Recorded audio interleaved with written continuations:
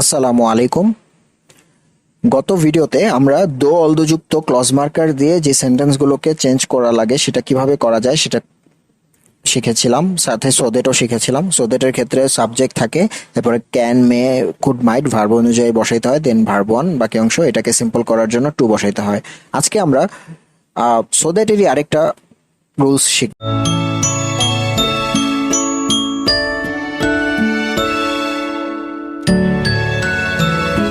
So এর মাঝখানে দ্যাটের আগে, সো এবং দ্যাটের মাঝখানে আর কি অ্যাডভার্ব বা কোনো অ্যাডজেক্টিভ থাকলে কিভাবে, এখানে অর্থটা জাতির থেকে হয়ে যায় এতটাই যে এই অর্থে চলে আসে সো ডট ডট দ্যাট।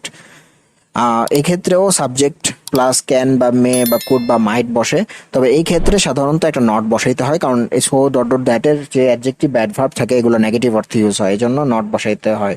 তবে এটা ডিপেন্ড করে অর্থের উপর, কারণ নট নাও আসতে পারে।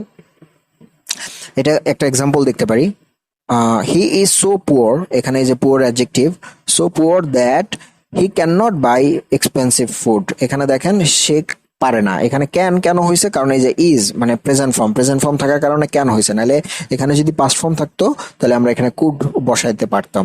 তাহলে এই ধরনের সেন্টেন্সকে আমরা যদি কম্পাউন্ড করি তাহলে এখানে অবশ্যই হি ইজ পুয়ার, এটা হচ্ছে আমার কমপ্লেক্স, সরি এটা হচ্ছে সিম্পল সেন্টেন্স, সরি এটা হচ্ছে এই প্রিন্সিপাল ক্লজ। এটাকে আমরা যদি কম্পাউন্ড আনি তাহলে দুইটাই প্রিন্সিপাল ক্লজ রাখতে হবে এবং মাঝখানে একটা কনজাংশন রাখতে হবে। তো এই ক্ষেত্রে খুবই সিম্পল, সো এর পরিবর্তে ভেরি দিতে হয়, আর দ্যাটের পরিবর্তে অ্যান্ড, আর কিছু লিখতে হয় না, বাকি যা আছে সেম।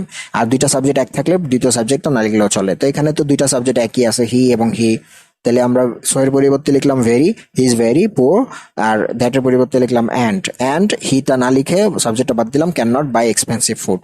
সিম্পল করার ক্ষেত্রে আমরা টু ডট ডট টু লিখতে পারি, সো এর পরিবর্তে টু আর দ্যাটের পরিবর্তে টু, এটার অর্থ এতটাই যায়। তবে অবশ্যই টু এর পরে ভার্ব ওয়ান এবং এক্সটেনশন লিখতে হবে। তাহলে এখানে এক্সাম্পল দেখতে পারি, he is too poor to, then verb one, এখানে ক্যান নট বাদ দিব, just verb one buy expensive food, শেষ। একটা উদাহরণ দেখতে পারি, the sum was so difficult, অঙ্কটি এতটাই কঠিন ছিল, that I could not solve it, আমি সলভ করতে পারিনি। এটা খুবই সিম্পল, সো এর পরিবর্তে ভেরি বসাবো, the sum was very difficult, দ্যাটের পরিবর্তে অ্যান্ড বসাবো, and I could not solve it, শেষ। আর সিম্পলের ক্ষেত্রে একটা জিনিস একটু নোটটা খেয়াল করব, যদি কখনো দেখি যে এই ধরনের সো ডট ডট দ্যাটের কমপ্লেক্স সেন্টেন্সের সাবজেক্টটা প্যাসিভ হয়, প্যাসিভ মানে ভার্বের কাজটা নিজে করে না, তাহলে আমরা এই টু ডট ডট টু এই জিনিসটা মানে টু এর পরে অবশ্যই অ্যাডজেক্টিভ বসাবো, তারপরে একটা ফর দিয়ে দেন পার্সোনাল অবজেক্ট বসাবো। পার্সোনাল অবজেক্ট বলতে মি, আস, ইউ, তারপরে হতে পারে হিম, তারপরে হতে পারে হার বা দেম, এগুলো।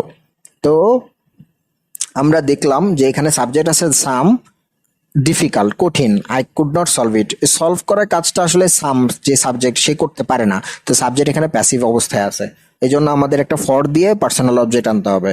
তাহলে the sum was too difficult for me, আমার জন্য, কেন, পরবর্তীতে সাবজেক্ট আই ছিল এই জন্য মি আনলাম, মি, তারপরে হচ্ছে টু দিয়ে ভার্ব ওয়ান লিখতে হবে, তো এখানে টু লিখলাম, দেন ভার্ব ওয়ান হচ্ছে এখানে সলভ, তাহলে to solve it, the sum was too difficult for me to solve it. আশা করি এটা বুঝাইতে পেরেছি। নট অনলি বাট অলসোর একটা রুলস আছে, সেটা কিভাবে বসাইতে হয় সেটা আমরা দেখব।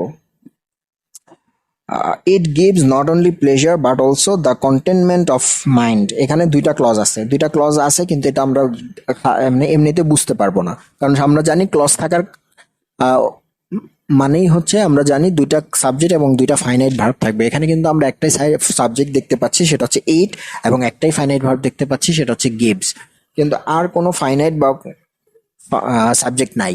তাহলে এটা কিভাবে কমপ্লেক্স সেন্টেন্স হলো?